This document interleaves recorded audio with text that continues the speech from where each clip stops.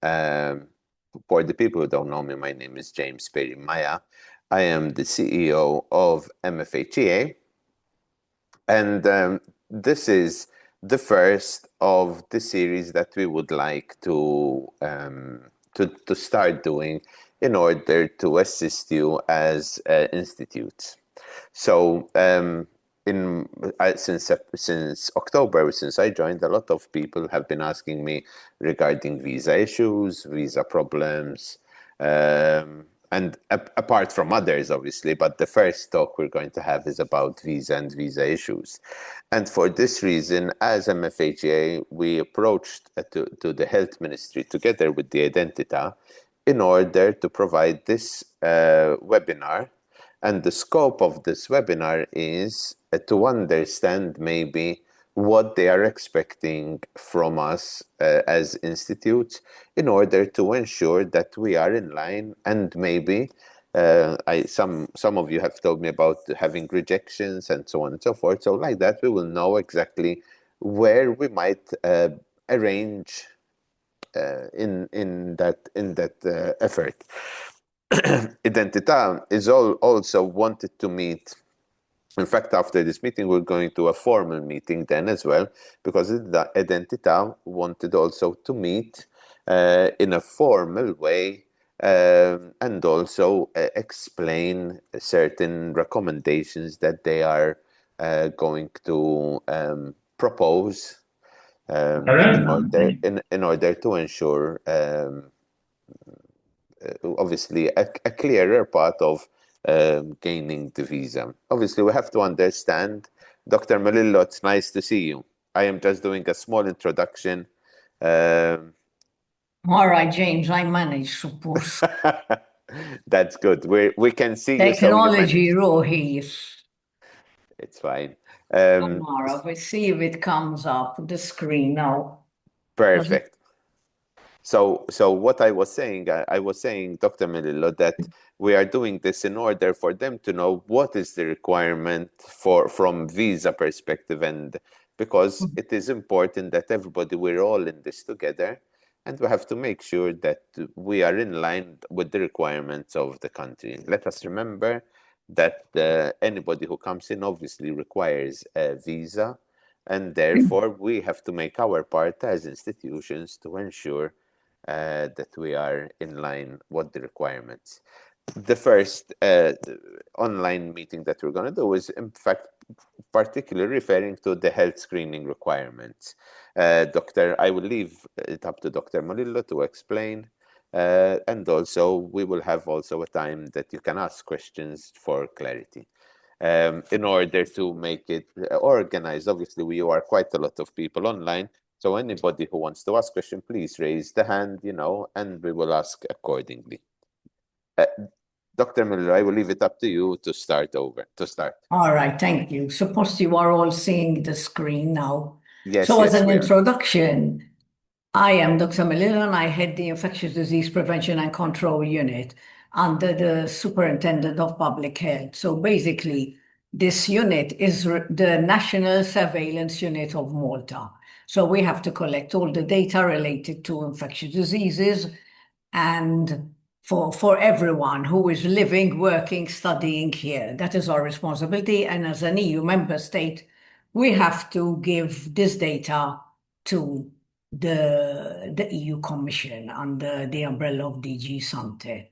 So you understand a bit. Now, as you are all aware, post-COVID, our population now in the last 3-4 years has increased by close to 30%. So there's a big difference in the population. So even our rules and regulations have had to be amended accordingly, and we had to be even more stringent on following our rules. In the past, we never had any problems, I could say, with locals because we always had a very good, for example, vaccine coverage rate. But now, with such a diverse migrant population, this is changing. So we are following our public health laws, which are for everybody Because people think, għax aħna we pick on third country nationals or we pick on, this is for everyone who lives here, studies here or works here. It is Maltese people, it is EU nationals, it is Europeans who are not EU nationals, and it is third country nationals. So the same laws are for everybody, and we apply the same things, what we need to everybody. Now, let me see how I'm going to get this moving. Give me a minute. All right, so today I'm going to go through the whole process for you to understand. So maybe you can say in the last, like I told you, after post-COVID, a lot of colleges have sprout out now and a lot of foreign students are coming here. Before, were still doing screening, but they were obviously related to our university students and from MCAS, as those were the educational institutions we had mainly at the time. Now there are so many, so this is why we are insisting a lot on health screening for everybody and working with Identità, that this is part of the process to get residency. We are one of the first stops. Besides us, there's the immigration police and us. Then the process continues with Identità of who can get residency or not. If there is an issue with either the police or us, then the residency permit can stop or have to be prolonged, or the person is not allowed to stay here. Usually this is the process. So I'm going to explain all these. So why do we do health screening? As I told you, we are now a very diverse population. We are getting people from all over the world. As you are aware, infectious diseases travel with people. Infectious diseases can kill. Every infectious disease, even a chickenpox, can kill a human being, because it depends when you get chickenpox, your age, your vulnerability, your medical condition. So infectious diseases kill. And that is why we are pushing on our local laws that mandatory vaccines have to be covered. No exception to anybody. And this is where I need you to understand. No exceptions, be them Maltese, like I told you, third country nationals, whoever. It's the same for all. If we don't keep these laws, then we're going to have huge outbreaks of infectious diseases. If you're aware, when recently in America they decided the MMR, the measles, mumps, rubella, is no longer a vaccine that is important that children take. We started seeing children dying of measles, a vaccine preventable disease. So this is the seriousness of infectious diseases. Now, just like foreigners are coming here, Maltese are traveling as well and also bringing infectious diseases with them. So this is the situation we are in. So where we can do safeguards, especially because we're covered by the law, that is what we are doing. So, all right, our first and foremost is protecting public health. We, public health doctors, are very different from all other doctors because I don't have a patient as it's a one-to-one. My patient is the whole of Malta and Gozo. Everyone who's here is my patient. And as public health, we are responsible for everybody. So what happens within, especially infectious diseases, is our problem. It's not one person. We have to think of everybody. This is like your experience with COVID. To protect the vulnerable, we have to set rules for everybody because everybody is living together. And the only way to protect the most vulnerable is by ensuring that everybody follows the rules and the measures we have given. And this is the same to make you understand health screening, all right? So the idea is if there are certain conditions that they are seen early, we need to prevent outbreaks in education and residential settings because outbreaks are happening all the time. Just because you won't be hearing about them, we are dealing with them. All right, we want to have safe participation of especially students who are coming here to work in healthcare. These are going to be in places where we have vulnerable patients. We have to protect our patients. They have to be safe while they are patients in Mater Dei in St. Vincennes in a home of the elderly, and healthcare workers are there to take care of them and their medical condition, not give them diseases themselves because they are unwell. So this is the way we think. Now you have a lot of students, but you healthcare workers who do practical. So they go and they are in direct contact with patients. And we can't afford that one of the students has measles and passes it on to vulnerable patients, elderly, because the disease, if they catch it, will probably kill them. So this is the way, why we work the way we work. All right, we're trying to support, obviously, education and the student well-being and align Malta's communicable disease control obligations, which we have. Like I told you, this is not just the obligations of Malta, there are the obligations of being part of the EU. So our legal act, we have laws that abide for anyone here. So people who don't abide to our laws, starting with vaccines, we take them up to court. It could be a Maltese. Don't think we pick on, a third country national or EU. We pick even on Maltese if we're having issues with vaccines. They end up in court. And in court, they obviously know the importance of public health. So people, a parent who comes here, we're seeing, who doesn't want to vaccinate their child with the mandatory vaccines, will be taken up to court and given, besides paying a fine, two options, either jail time, or if they're foreigners, they can leave the country if they don't want to oblige to giving the vaccine. But ultimately, to stay here, they have to take the vaccine. So this is the seriousness of our situation and the fact that we have the laws that allow us to do these things. So our mandatory vaccines are diphtheria, tetanus, polio, and our rubella for all females. And then we have other vaccines needed depending on certain jobs and if you're students working in certain placements. I will say mainly healthcare workers.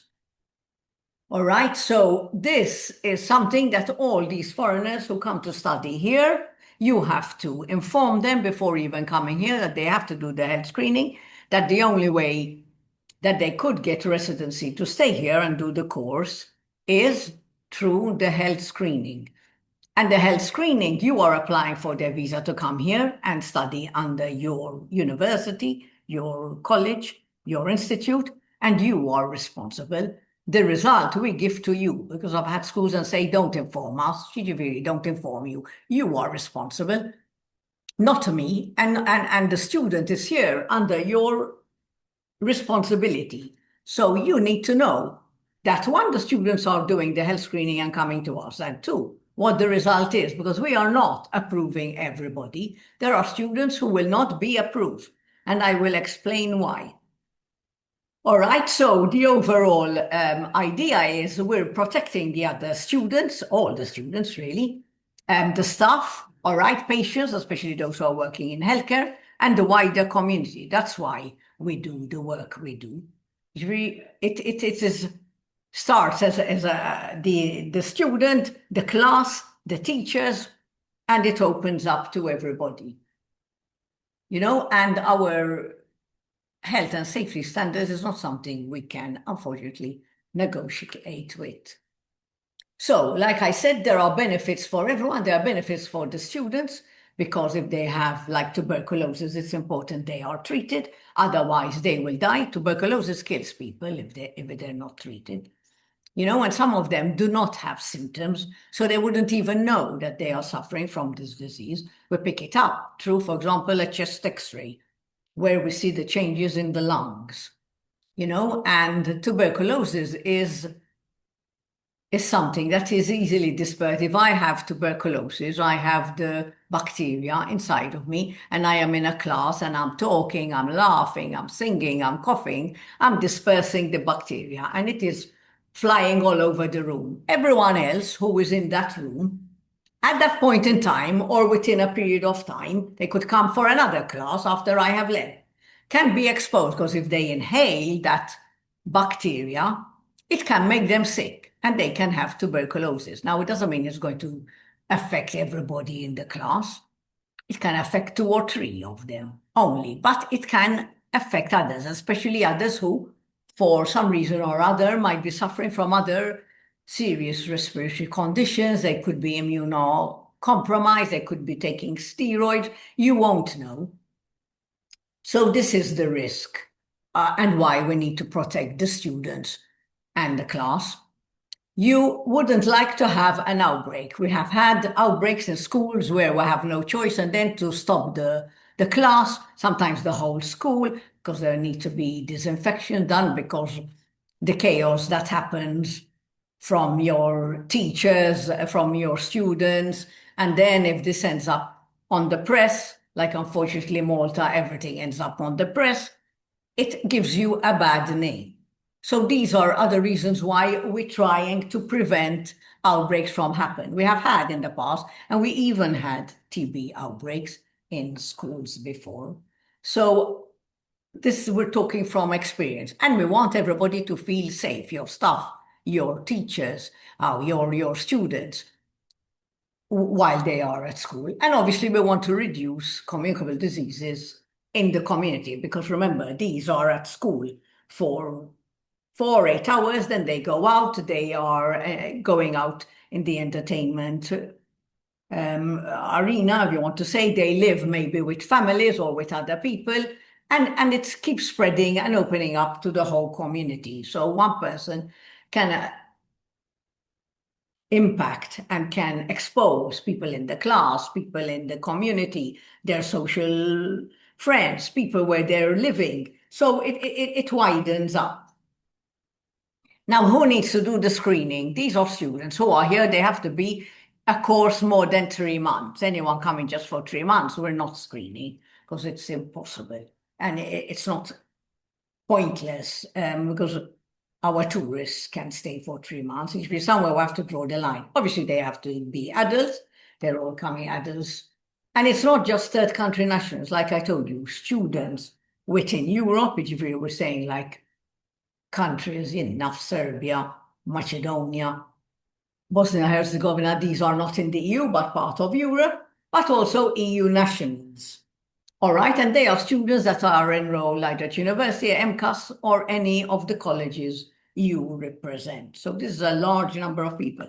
Believe me, if I could avoid doing all this work, my unit, I wish I could, because with all the students coming here, all the workers, the economical workers, all the families of workers that coming here, our work has exploded beyond belief. We just are no longer coping. But if we don't do this health screening, it will mean that our work will be even worse, because then we have to deal with outbreaks, we have to deal with people with infectious diseases. So it just makes our work even worse.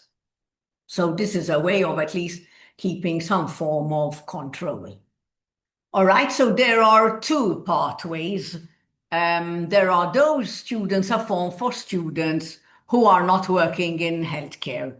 And there are those who are working in healthcare, because the ones working in healthcare need to do more investigations and more vaccines because of where they're working and because of with whom they are working, their placement. Like I told you, sick, vulnerable people. So there are the forms which you get your students. You should tell them before they can see our website and download the forms before they even come. So they are aware of what is required. Like we require them to get us their documents of the vaccines they took. These students, most of them are in their from 18 to 25, I am assuming many of them. So they should have good records, even if they come from third country nationals. Most countries nowadays keep good records of vaccination, so they can go to where they were born, the area where they were born, and go to the immunization unit, and they would be given the records if they don't already have them. But it's important that when they come here, they already have the records in place. Otherwise, they will have to start and taking all the vaccines. While if they already have the records, we only need to give them a booster. And these are all vaccinations and what it is we screen, all right? We screen tuberculosis. We have a list, you will find it also on our website, of high and very high TB countries. This is not a list I invented. This is a list the World Health Organization has worked and keeps updating. And all countries, especially we, EU member states, have to abide to testing all these people coming from these high-risk TB countries, because we pick up cases who have active TB, which if reactive TB, they already have the symptoms, and others who have active TB, but luckily they wouldn't have started with the symptoms when we pick them up. And we treat them.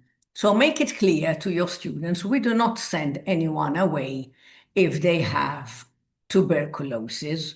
We treat them, and we treat them for free. The treatment is free because we want to make sure that they get treated. And the residency is tied to taking the treatment. If they don't take the treatment, I just inform Identità, he didn't take the treatment, he cannot remain here. And he won't be given residency. So the first screening which they do, they pay for. But and then if we find they have abnormalities of tuberculosis, we refer them to our chest unit. They might have to pay the first time, but then everything else, investigations, treatment, whatever is needed, hospitalization is free. As you know as well, students today have to come for the first year with a health insurance because the policy has changed now, not just for students, for all healthcare, all economical workers at the first year, because we have seen a lot of abuses of people actually coming here to study or to work just to have free healthcare, and not because they really want a job or really want to study.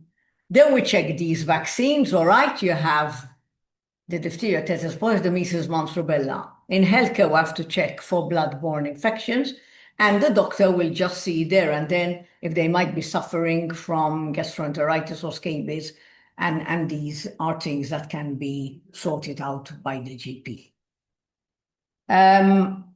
Blood-borne infections is an issue. These are chronic infectious diseases which will remain with a person most probably for life, and students are not entitled to free treatment. So in healthcare as well, they will not be given work here because we want healthy healthcare workers, much healthcare workers who need to become patients. So to understand the system. So like I said, as soon as they come here, they go to a GP, they show their vaccines records, especially of the vaccines we said that are compulsory. The measles, mumps, rubella are compulsory for all females. We recommend them for males, but they're not compulsory for males. The reason being that because these diseases, especially rubella, can be very serious if someone is pregnant and get these diseases because it impacts the fetus. And there's the chest X-ray, and then there are other screening we need to do for healthcare students who are studying hepatitis B, hepatitis C, and they need the hepatitis B vaccine because they are exposed as well to these, so like hepatitis from patients. Okay, so the TB screening is anyone born or lived for 6 months in that list we have of high and very high TB countries, which is a huge list. It is most of Africa, most of Latin America, most of Asia, just to give you an idea. And they have to do the chest X-ray, has to be done here, and has to be done within the 6 weeks of arriving to Malta. We don't accept chest X-rays done abroad. Tell them not to do it because we will make them do it again, because the amount of falsified results we get when we allowed it was unbelievable. So they are done here by our licensed clinics where they can do radiology, by our licensed radiologists and radiographers who can do this work. And we see, and the report has to be attached. All right, I mentioned how TB spreads and what our goal is. Like I said, we're trying to prevent outbreaks, not just of tuberculosis, outbreaks if we have a polio case, a diphtheria case, a measles case, a rubella case. This it can impact the whole class, it can impact the teachers, childhood diseases in adults usually cause serious complications. If you get chickenpox when you're 7 years old, you spend a week with the spots, itching, and you're fine after a week and you're back to school, mushy. When it happens in an adult, you get complications. And complications can be serious. That can affect fertility, both for a man and a woman, for example, from chickenpox. So there are serious consequences of getting these diseases, the childhood disease, when you're an adult. For example, where you tell if a child hasn't had a male or a female chickenpox by the age of 12, 13, we recommend that they take the vaccine, because if they are exposed, you're a teacher, you're a healthcare worker, whatever, and you are exposed when you're older, you can have serious complications. And one of them could be you're in your fertile age and you're trying to have children, and this could have a huge impact to your fertility.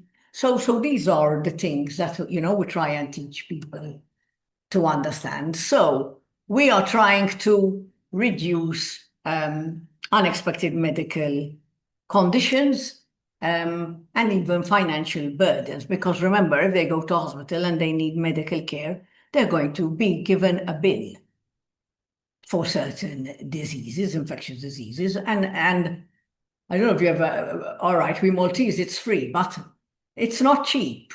Healthcare is not cheap when you're given a bill. And we find that these students will not be able to afford it. So it's an issue. All right. So the idea of early screening is any missing vaccines they're given before they start the course. If we pick up TB, we treat it, we reduce unexpected healthcare costs, and we prevent, issues happening during the course placement. So, as you are aware, we need your cooperation that before they even come, you should send them the form that they will have to fill in through the doctor. Once they arrive, they go to the doctor, show all the records they have and investigations they will have to do here by force, and then the doctor will send us the application filled in, and the ones that are cleared, most of them are cleared by us, we send you an identita that progress with residency and they can do the course, but there'll be those few who we will not be able to accept. An identita will be informed, and so will you. Now, like I told you, the health screening is compulsory. We do not accept for any reason that somebody comes and tells us, I couldn't take the chest x-ray, I couldn't take a vaccine. That is not acceptable for us. So please warn them if they have certain chronic diseases as well and they're coming to work to try and study to work, because many of them don't just come to study, they want to work here. In healthcare, like healthcare, blood-borne infections, hepatitis B, C, HIV, and we find in students will not be able to work in healthcare because they are a risk to our patients and they need medical attention themselves. So it's very important that this is done initially. So then they start the course, or you are aware that they cannot start the course. All right, and like I said, there could be a lot of reasons why they decide not to do the test. If they tell you, because I'm afraid of injections, I am sorry, this is like a test, if you don't do the test, you fail. This is the same for us, a health screening. If you don't do the things in the form you are asked to, for whatever reason, and I'm going to make it clear, because you say you're allergic to vaccines without any records, you're afraid of needles, you're pregnant, whatever reason, we will fail you. This is non-negotiable. I am sorry, but we need everyone to be covered with the vaccines, to be screened for tuberculosis. Otherwise, they're not going to come and study, live, or work here. We don't do these just for students. We do these for all our economical workers. We do this. This policy is for family members who come here. We do these for asylum seekers. We do these for everyone who comes to live in this country and work and study. So it's across the board. Thus, usually we're picking on students. As we're not. It's a policy for everyone coming here. All right, documentation, we check it because we see many that try and falsify their documents, and now we have enough experience both from my end, my staff, and Identità, where a lot of, and make it clear to them, any document found falsified by us or by Entità, they're not going to be given a second chance. They're out. If they lie that they don't are suffering from an infectious disease, and clearly we find out they've lied to us. I'm sorry. This is not acceptable, and there are repercussions for these things. So please, you have to inform the students before they even come what our rules and regulations are. So we definitely recommend you send them letters. They have the forms. They know what documentation they need to bring with them and what documentation they have to do when they are here. They can go to any GP. There are hospitals that offer X-ray. They can do X-rays and take bloods. There are private licensed laboratory.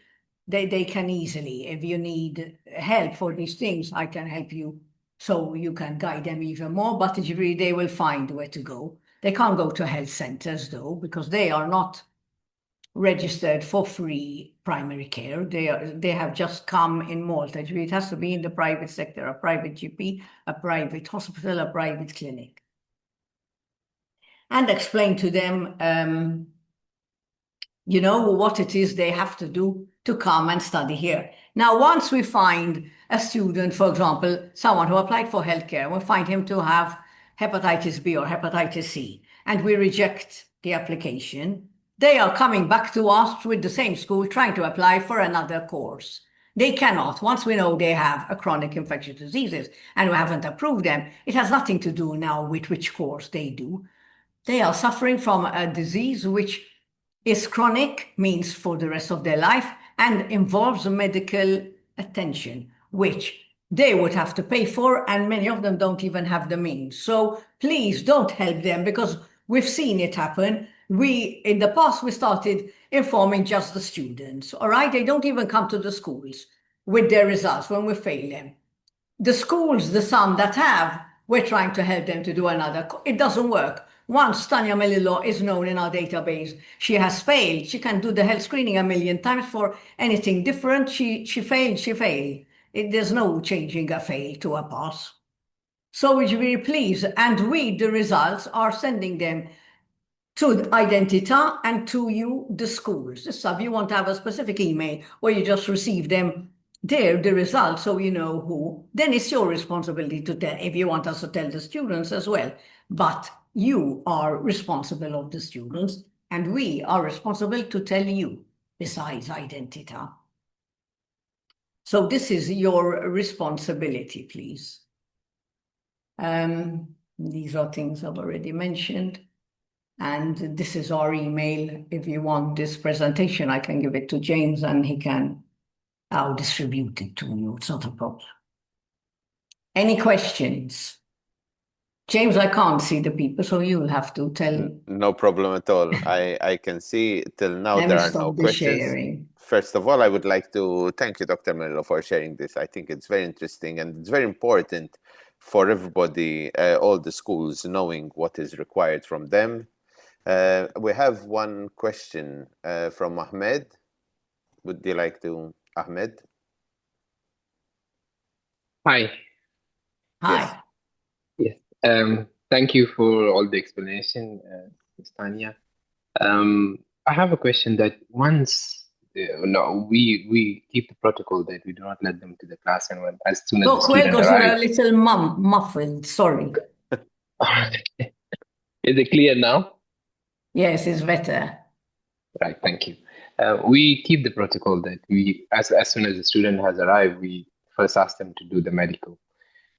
We had instance where a student was diagnosed and he was put for the treatment, but can the authorities exempt them from the classes? Because if they are diagnosed, they shouldn't attend the classes, right? Accept them in the classes. Exempt. If they have to be, there is a period of time where initially they have to take treatment for a period of time, but once they've taken that treatment, no, we will let them join. It depends on if they have symptoms or not, but it's usually between 2 to 4 weeks, and then they can join. Yes, ma'am. Not a During that problem. time, if they can have an exemption letter, because we have to. An exemption, sorry? Letter. Yes, If you need an exemption, that's not a problem. We that's can do that. it's for the authorities, because like Identita, as per the rules, they have to do the attendance and everything. So for such students, we can then provide the attendance and the exemption to Identita to keep on record that why is the student not No, attending. Identità, when they're being treated, we inform Identità and we don't give them a full year approval, but we give them in monthly installments, so to speak. So to ensure that they take their treatment. But we don't stop them from staying here or starting the Yes, course. yes, But we communicate immediately with Identità. For example, I will tell them, Ahmed, I'm giving him 3 months and we will review in 3 months. Now, if you don't cooperate with me and take your treatment, then I won't be able to continue your application, your process to get full residency. But if you do, I will inform Identità and they will proceed. right. So we But don't stop. during this treatment, they should not attend the class, right? During the treatment. But we will tell you for how long. It's not a long Right, period of time. right, right. Thank you. Doctor, I'm we going have to some. start Yeah, reading the question. So the fantastic. first one, can he furnish? No. We've had so many falsified certificates that no, we don't accept them. So their vaccines, they bring them with them. Many of them, they should have records, but many come without records, and they'll probably be asked to do a booster dose. But chest x-rays, no, they can't do them abroad. They have to do them here. So that's the first one. If you may email us the presentation, don't worry, Sir James will send it to everybody. Does it have to be a doctor appointed by public health? Can it be? No, we don't appoint. We don't appoint anyone. You just go to any GP out there in the private sector, not the health centers, because that is government health centers, but GPs. If it's a GP in Melia or in Zuri or wherever it is clinic, we have no problem who you go to. A lot of GPs are used to doing this work, even for work permits work. They know the drill, they know the form, they just fill in the form, they liaison with the student if they might need to send them for a chest secretary if the student doesn't know where he needs to go. But it's any GP. We don't decide who they go to. It's up to you or up to them to whom they go. As long as it's a licensed GP in Malta, we have no problem, whoever it is, who fills it in. Well, I don't know, are any more? Yes, there's Wait, more. I'm trying to go down The next one is if students are wait. pregnant, could they What be about exempt students who from are studying for several consecutive No, years? Dr. Malillo, I think there is another I one. miss one. Yes, if students are Sorry, let me pregnant, try could and they go be up. exempted from completing the health screening? No, they're not. They can't. I'm sorry, but they can't. They can't. And that is something you need to make clear. Some that have the vaccines in place already and they don't come from a high risk country where they need a chest x-ray, we might consider. But no, we're having many problems. You're not even aware. I mean, I had recently, I've spoken to the school, I can't even remember the school. She came 5 months pregnant with triplets. And I told her, wait, that you have to pay. Triplets, it means they are going to be in the NCIPU, which is really the high dependency unit, the three of them, for months, because triplets you deliver pre-term, we say, usually before the term, so they don't have lung development. The cost is, we've had these students with 15K, 20K from these things. If you need to make them aware, some of them, I told her like this one, I told her, Hanini, go home, have your babies, leave them with your family, and come back and study. But the cost is going to be astronomical for you, and it's not going to be for free, and health is going to come after you for this money. We have a few more questions because the Sorry, questions are piling up. No, it's fine. where are we? There is any standard for yes, there is a standard form because about the standard form. Yes, there is a standard Yes, form. there is. Then you'll get the link. So, you have, like I Yes. told you, two forms. One for those working within healthcare and those who are doing courses, business or whatever has nothing to do with healthcare. And the other one is if on several years. Yes. Could they undergo health screening every year? No, health screening is done once. All right? When you come into the country, we don't repeat it. You do it once. As long as we know you have the mandatory vaccines, I don't need to check you again. You have them, and that's good enough. So if you want to spend 10 years here studying whatever, we do it once, only once. And we do it when they come in. That's the best time. I mean, obviously, because that is the crucial time. Issa, does this process apply only to new or just students replied that. currently here attending one or two courses? No, ideally everybody, but we've been now. I mean, we've been telling you about students. This year, you've been sending quite a few, many of you. And we had started it last year. I don't know how long many of them, my impression, I could be wrong, is they're here for a year usually. So the past ones would have probably already left. And if they remained here to work, we would have done them the screening now as workers. Mala, where are we? Issa, what are the fundamental health screening for the Dr. first Melillo, pathway? Edric, Yes? kemm nikklarifika ħaġa. Uh-huh. Sa fejna fien health screening isir l-ewwel darba kif jaslu, t-tieni darba t-tielet sena ma jsirx. But those are for workers, and workers they are from very high TB countries, and if they're healthcare workers, it's not for everybody, the second screening that we do. And these are workers. For students, we don't do the second one. It's obviously, he comes as a student, we do screening, and then he applies for a job, especially a job where there might be other things required.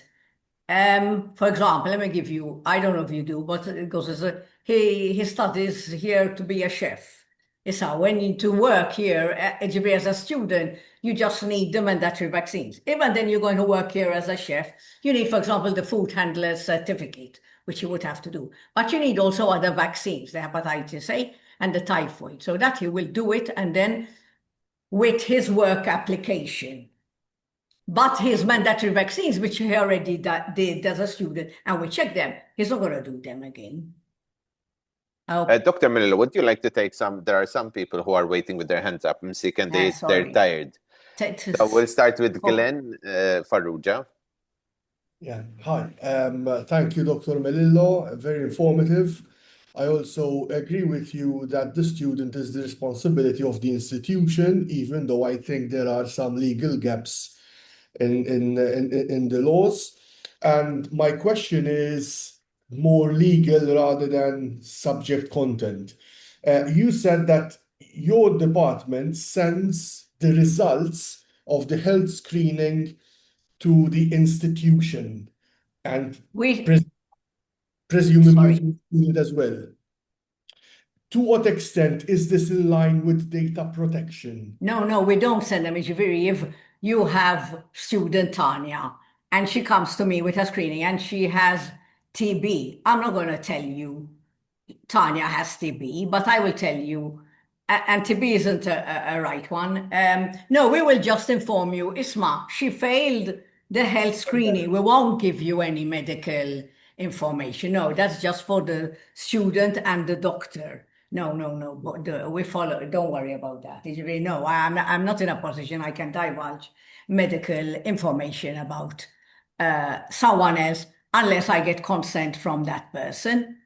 The student in this case, if she want me to tell the school, I will say, but we don't even ask, we don't go there. But no, you won't have the results. You will just receive an email saying, Tanya's application has been approved, or Tanya's application has not been approved.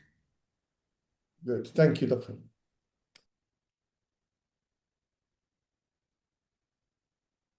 Next, I'm seeing Mohammed. Next question is Mohammed. Yes. So, hello, good afternoon, everyone. Thank you, Dr. Melillo, for your presentation. I have two questions, please. One, Number one is, as you probably know, most of our students come to study for a multi-year program. So, and as you probably know as well, the health screening is part of the residence permit application procedure here. Exactly. We have, I mean, you have stressed early communication to the student, and we are very up to date on this, and we keep our websites up to date. Do you think we should stress the necessity of undertaking the health screening in less than 91 days and rather do it, the earliest the possible? Like in the past, Yes, definitely. Issa, I know when they apply for a visa income, you have 90 days. Issa, some of them come early within that 90-day period, and some of them come at the last minute, and they would have already made an appointment with Identità before even coming to us. Issa, at the present process, it is taking us 15 days to approve because I'm telling you, we have so many, we don't just have students' applications, we have to vet all the workers' workers. We were talking about easily 50,000 in I a year. understand. The numbers are huge. So they need time. And I don't recommend they do their appointment with Identità because they come and tell us the day before, because I have an appointment tomorrow. I told them, well, I can't do miracles. And if I found you something and I have to send you to the TB specialist, it's not going to be solved by tomorrow. So yes, Yes. I mean, the sooner and then they come. I mean, but they need a month for the health screening because like I told you, it takes time till they go to the doctor and do investigations. It takes time till we vet it. And if we find problems and like they need to be seen by the TB specialist, remember, there are waiting lists everywhere in our healthcare service as well. Almost Yes. at TG or Ada, we're going to solve her problems. Absolutely. Yes. So, aside from this, how can the university or any other institution be held kind of accountable or responsible on this? Like, if we're giving the information to the students, we're giving them this information before they arrive to Malta.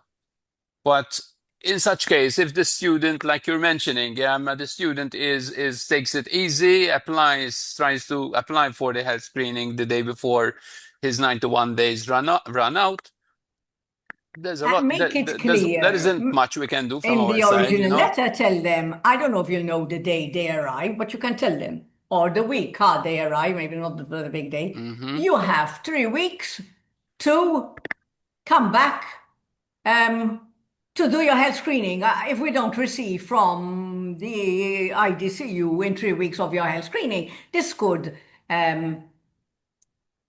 kif tajt, it could affect you starting the course.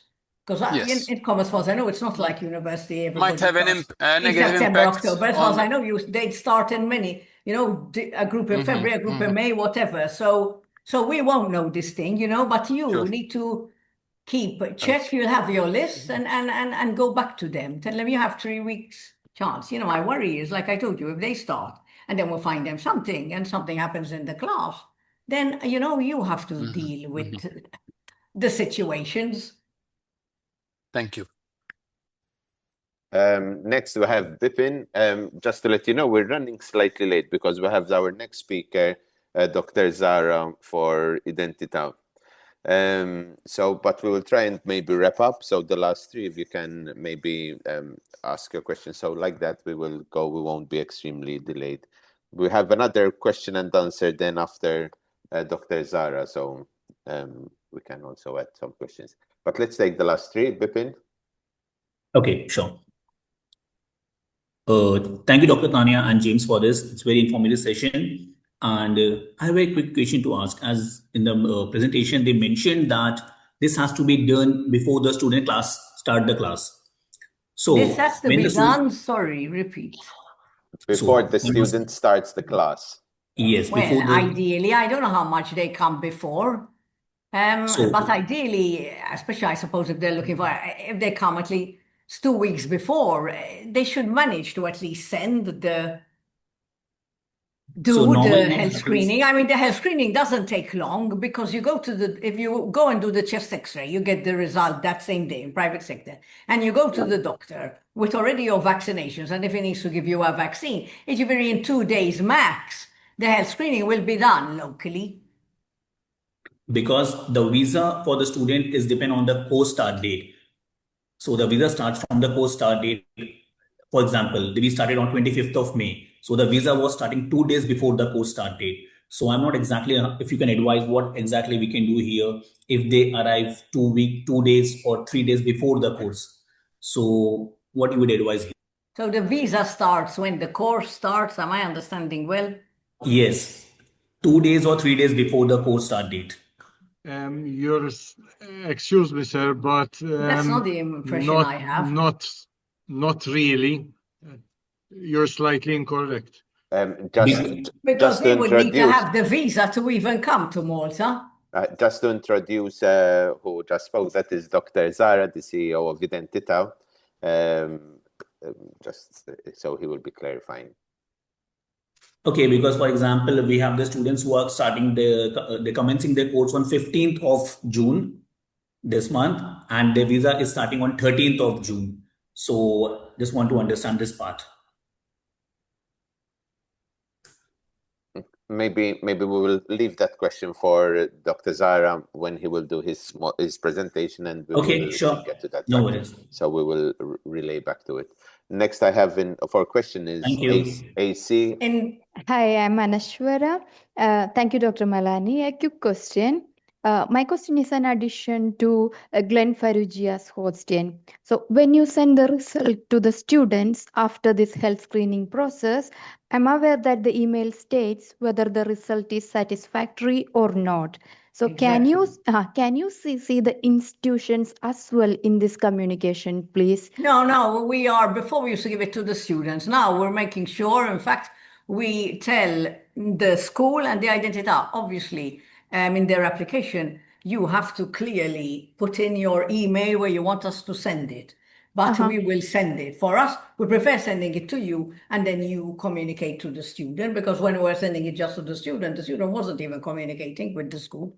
Okay, I'm afraid, for the past applications, we didn't get the results. So personally, our staffs are communicating with the students to forward us the results. Since you No, but what we are, if we don't find, but the application clearly states that you write the email, because that exactly is in the the way we're doing it. At application, the there moment, is in the health screening application itself, where the institution details are provided, we are including our email address. So we okay, can assume that for the future applications, we good. will get a copy, right? Yes, Thank you. Thank you very much you're for that. welcome. And In the a last meantime, somebody asked, it is updated. This could be updated October 2025, because there hasn't been changes since then for our countries. We changed it then because we had to include Colombia and another country, but that's the latest one. When we update it, our list of TB, you will see it. It will come up. So that's the latest one. Issa, we wish will to go for a apply last for a question. work permit after completing a course. Do they need to undergo to make it? They will still need to undergo. They won't have to do the same things like the vaccines. If they're up to date, they're not going to do the vaccines. But like I explained, if the particular job needs a certification or other vaccines, then yes, they will need to do it. Dr. Healthcare Melillo, workers, usually we would have done mostly everything. Since we are tight on time, Dr. Melillo, can we take Catherine, and then maybe Yes. I will send you the questions if need be, and we can reply to them and we'll send them to her. So Catherine, maybe with your last question. Yes, hi, good afternoon. I have a very quick question. We know that there are lots of countries that are on the TB list, and we're trying our best, obviously, to avoid having outbreaks. Fully agree with that. My question is, though, seeing that there are lots of nationalities that can come in on a tourist visa, they have a 90-day exempt visa, for example, are the same things going to happen? Are there going to be the same screenings? Are we going to tell tourists now you cannot enter? Because we do not want a discrimination, obviously. But a tourist comes and leaves within 3 months. A student remains here for at least a year. He is mixing, he's going to our restaurants, he's going to our entertainment, he might live with other people, so it's different. I wish we could do that, but believe you me, we need resources and we don't have. I understand. So that's why I However, said 3 months. We have yes, but doesn't students a who only tourist, do a 3-month course, like the yes, English course. however, It's somebody from impossible. Colombia can still stay here in Malta for 3 months on a tourist exit because they're exempt. Yes, So and Gilly, they end up in our hospital. Ġifieri, we do pick up some cases, but remember, from the supply side, we have our limitations of doctors, nurses, free treatment. There's so much we can do. And that's why the line is who comes here at least for a year, definitely more than 3 months. Tourists you're seeing every year. So we reach 4.5 million. We're meant to go up to, I don't know, 5 or 6 million. I mean, the numbers now are Well, unreachable for us on the ground. Anke intkom, you know what I mean? We're trying, all of us, to do our best. So I would like to thank all. I think Dr. Zara, I will leave it up to you. Dr. Zara is the CEO of Identita. He will be discussing a bit of proposals, and also I will leave it up to him, and we will get also some questions and after that. Dr. Zara. Thank you very much, Dr. Perry. I want, prior to starting, some points which I would like to share, just food for thought. With me, I have Dr. Maria and Miss Lorraine, who are, work in the visa unit and also deals a lot with student cases, applications. To add something to what Dr. Melillo is saying is, the aim is to increase the safety within our countries.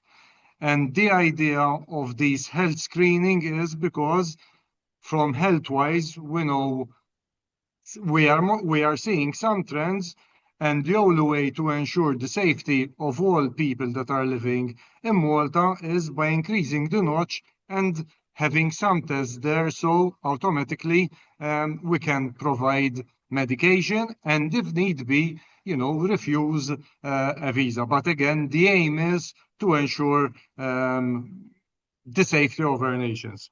So moving forward is that we want to enhance the name of Malta when it comes to education. And by only doing so is that we need to put a form of enforcement out there for students not to take advantage of our schools, of our colleges, and from the education that Malta is providing. Tarnishing the educational name of Malta will automatically tarnish the business that you run.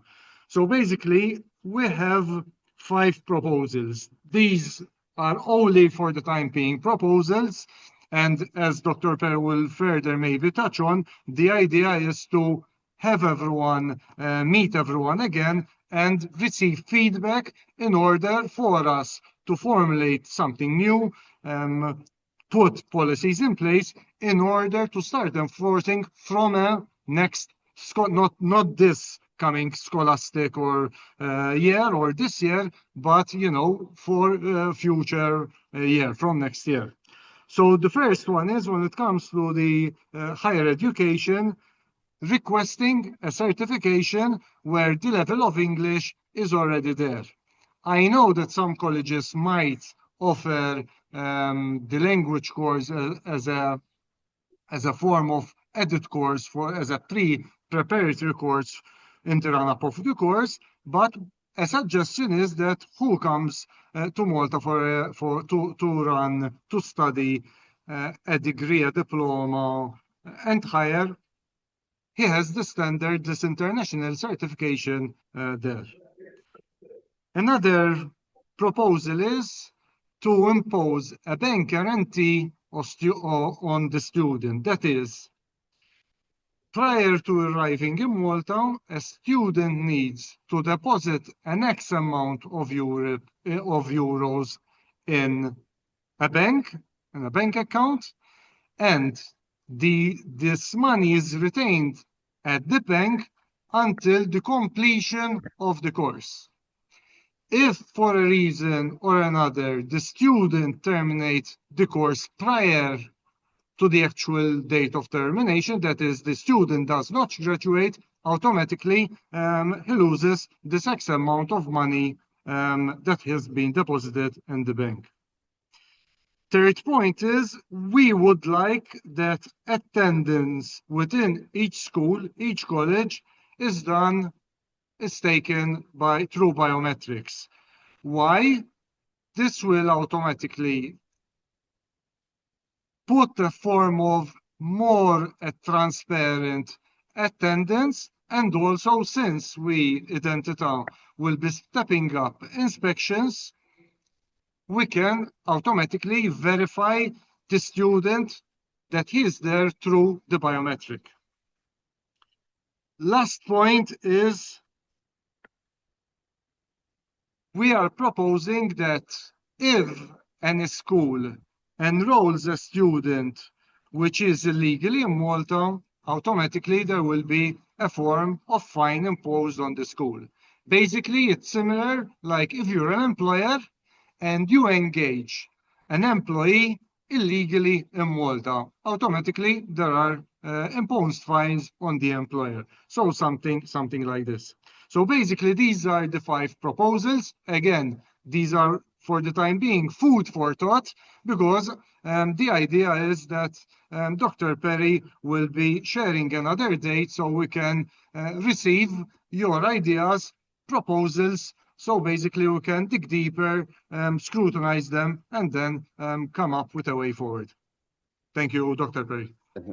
Thank you, Dr. Zahra. I have not gotten the doctor title yet, but I appreciate, it's fine, I appreciate the upgrade. It's a very nice upgrade, and maybe one day I will get to that stage.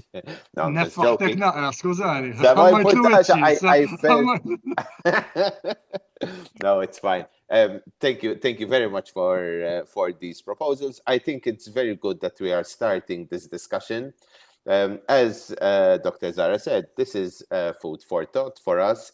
And as I said at the beginning of the meeting, we are going to have, this is not the first meeting, but we're going to have another meeting where we will be discussing this in further. I would suggest the next meeting will be obviously in person, where we can also give our feedback. When I spoke to Dr. Zahra, that is the scope of it all, that we meet up and we discuss. We have to understand where they're coming from.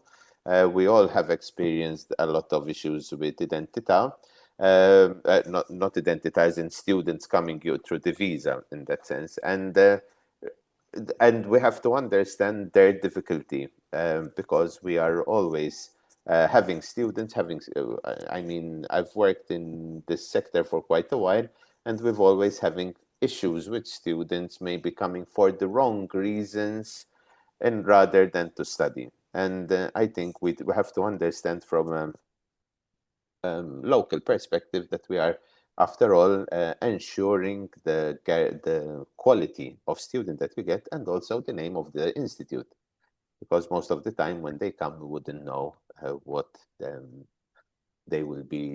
intention is. I don't know if we have any other questions or concluding remarks. Dr. Melillo, I don't know if you would like to have, yes, Pauline. I can, if they don't have for Edric. No, well, I think... Għallejtu jistenna. Sorry, Edric. I know we have a question. I can continue these questions if you want. We have a question from Pauline. Thank you. Mr. Zahra, you said 4 or 5? Because I think you mentioned 4, but then you said 5. Basically 5 points. The 4 point is the stepping up of inspections. So basically, I tied it with the biometrics. So inspections and biometrics, basically, we would like to do them in tandem, because as things stand, we come to the school, we check, we ask for the attendance, but sometimes attendance is taken with a pen, and you can sign in the morning, leave, and then they say the school, the lectures are finished, or the time. So what happens basically. Okay, and the other thing is, if I may ask, please, you are asking for a certification of a good command of the English language.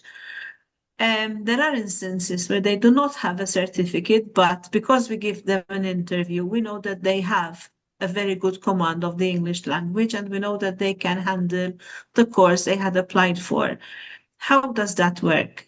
Do we now at this point, do we refuse these students just because they don't have it on paper that they can speak and can communicate in English? No, first thing, if something has been approved, you're not going to refuse because what we're told, because we understand the industry, and we're not going to start implementing something from today because it will affect all your planning. So the idea is that first we discuss, we come up with, a set rules, guidelines, and then we plan on a date when these will actually come into force in order not to affect any of your businesses. But returning to the required level of English, when you look at overseas institutions, they ask for a certification of the level of English. So I don't want to invent the wheel. I want to have something which is already working out there and keep in line with it. And automatically I'm eroding any form of justification because you know that when we do the visa interview, we do refuse students on the level of English. And to be quite honest, when it comes to something not objective but subjective, I find it, I want to improve on it.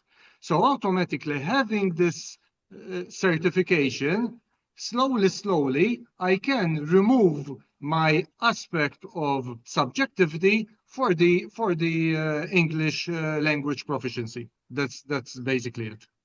Thank you very much, Mr. Zara. What I would suggest is based on the proposals that Mr. Zara Dr. Zara discussed today. What I would suggest is that let's think about them, obviously. And as I promised, we will be setting another meeting. An official meeting will be live this time. And then we can discuss. Obviously, we have to be objective, though. It's not, the intention is that obviously it's easier to say, no, let's take off everything because it doesn't make sense. Obviously, let's understand the concept of why these are being proposed, and let's be objective, of what we wish for Identità to understand, maybe from the school's perspective. I have a question from Ahmed. Hi, thank you for Dr. Zara for giving the explanation. I have a suggestion, and it might help us with a lot of things as well. Like how we have the portal for employers where they submit all the documents prior to the approvals. If we could have similar thing on education for the students, it will, I think, help a lot because sometimes VFS does the mistakes by not submitting all the documents, and end of the day, those documents are being submitted online anyway. So if those are like a portal, like it's an idea on such portal, these would be submitted either by the institute or by the student. I think it will solve a lot of issues. And the second one was that sometimes there are countries or regions which are blacklisted or marked as red flags by Identità. If these could be communicated prior to the institutions, we would avoid the applications from such countries. Yeah, these two are my suggestions. Thank you for your suggestions. And first point taken, and to be quite fair, we're working on something that it's very, very close to your recommendation.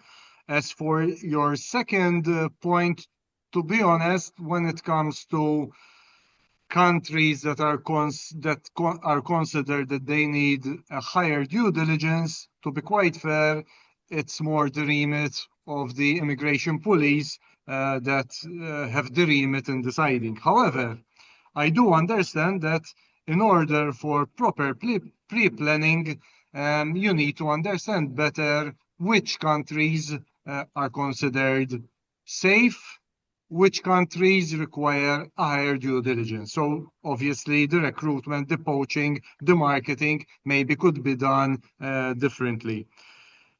Unfortunately, something that can be made available, it's not in hand. What I recommend as a guideline, it's to go through open source, go knowmycountry.com, and automatically you have a general idea of which countries are considered high risk and not. Again, it does not mean that it will apply to Malta, but again, when it comes to certain countries, it's very much, common. But this will allow you, it will give you a good indication. Thank you. I have a question from Bipin.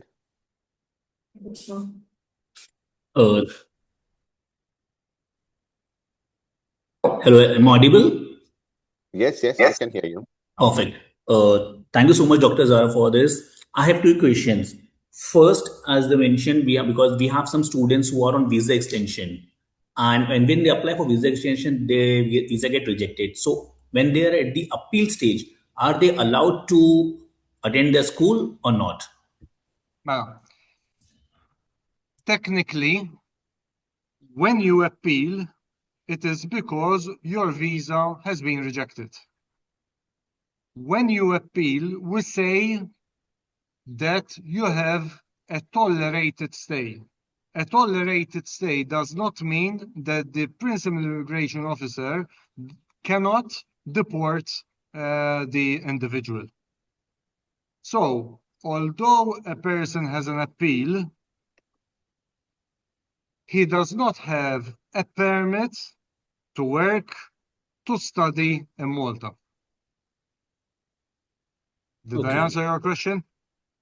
Yes, this is one. Thank you so much. This is noted. And second, as you mentioned, for the proposal, there is one of the level of the English requirement, though you already explained. Just want to understand. So is it going to be the minimum B2 or it's going to be a C1?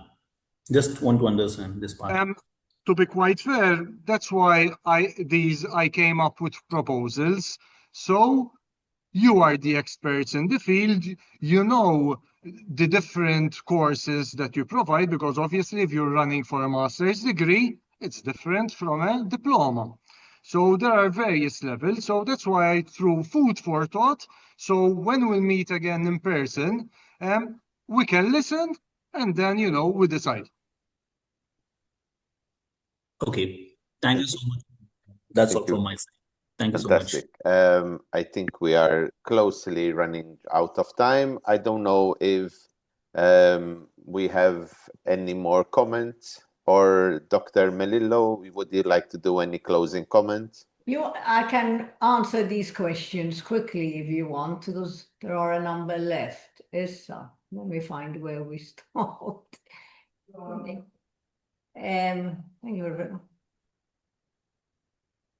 Mela, we said the health screening every year. Angela's next. The pathway, when I mentioned pathway 1 and pathway 2, which means there are two forms. One for all students who are doing a course related to healthcare, and one for all students doing any course that is not related to healthcare. I just send them to James. He will send them to you. The list I told you, it's been updated, and I sent it to you as well. In cases where students wish to apply for a work after completing course, do they need to undergo, like I told you, the medical examination? They will need to do additional things depending on the job they will be applying to. If you go on our website, there are a list of jobs and what we ask them to do as well, if you want to know, but the students can check themselves. In some cases where students wish to apply for this, I mentioned the examination, like other countries, if we make the health screening mandatory. It is mandatory, the health screening. This is what I said from the start. It is mandatory for anyone who wants to live, work, study here.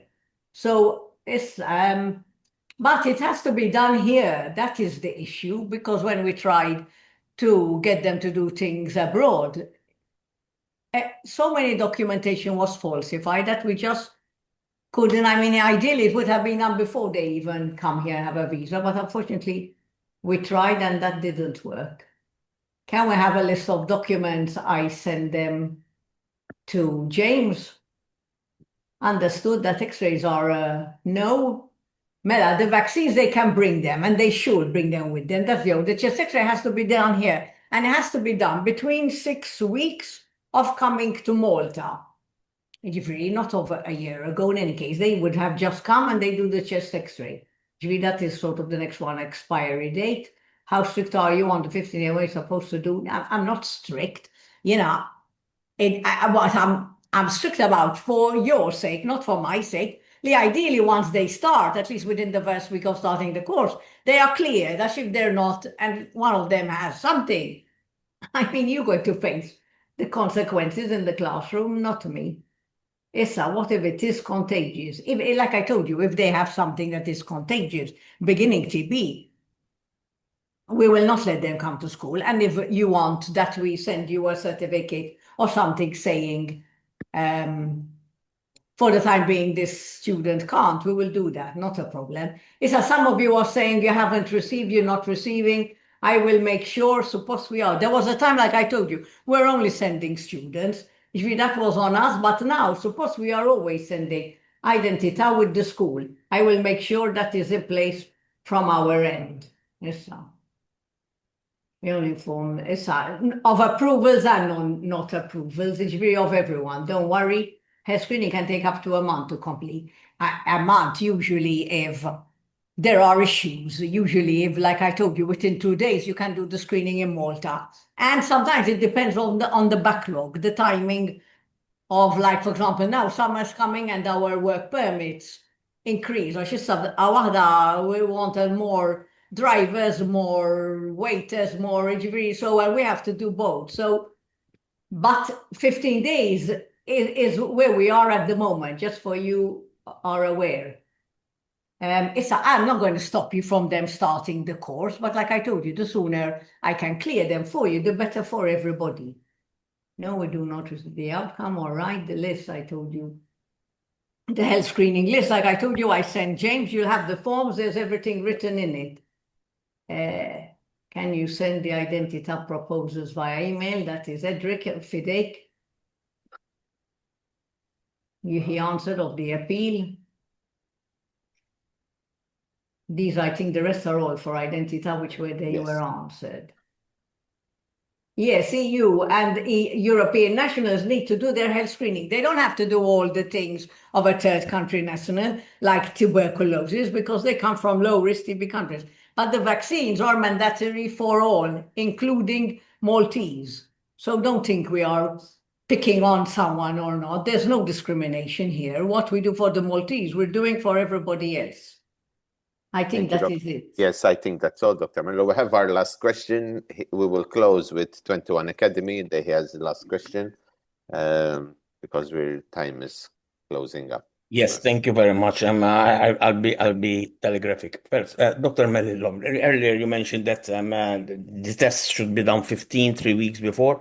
As far as I know, and maybe Identità can confirm, students cannot arrive before 10 days than the course starting date. So we can't definitely, they can't even produce a ticket, which is earlier than 10 days than the course starting date. My second question is to Dr. Zara. Last year, we were asked for feedback about the English competency certificate for students, and were asked to send that in writing. Is that still being taken into consideration, that feedback, or are we starting everything from a blank page again? First of all, it's 14 days according to the checklist. Just simple, okay, but I was told 10 days. Okay. As regards to this feedback, to be quite fair, I'm not aware. Again, I have been here for 10 months. So I was not briefed again, but at least I'm happy that I'm thinking on the same lines as my predecessor. So if you have something available when we meet again, please do present it, because it will definitely help. And again, I'm not here to reinvent the wheel. I want to keep to keep continuation, but at the end of the day, enhance the name of Malta to enforce your businesses. Fantastic. I don't know. First of all, I would like to thank you all for attending. I hope you found this session informative. As I explained already, MFHA is intending to do these sessions more maybe frequently and also tackling maybe other topics. The first topic was the health screening and identity, because it was one of the issue that was mentioned several times. So I would like to thank you all for coming. Thank you, Dr. Melillo. Thank you, Dr. Zara. And hope you'll have a great afternoon.